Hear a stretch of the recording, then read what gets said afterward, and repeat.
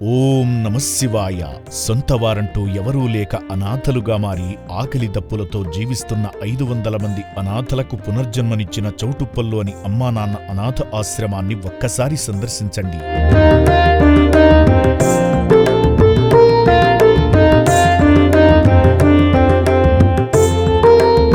మతిస్థిమితం సరిగా లేని ఈ అనాథలను అప్పుడప్పుడు పలకరించే మనలాంటి వాళ్లు తప్ప సొంతవారంటూ ఎవరూ లేరు.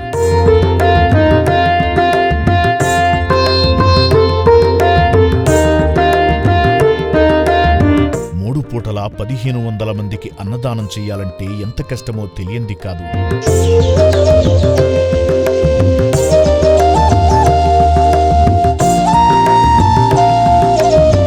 దయచేసి ఈ అభాగ్యుల అన్నదానంలో భాగంగా బియ్యం, పప్పు, నూనె, చింతపండు, కూరగాయలు వంటి కిరాణా సామాగ్రిని వితరణ చేసి నిర్భాగ్యుల నిత్యాన్నదానంలో భాగమై పుణ్యం కట్టుకోండి.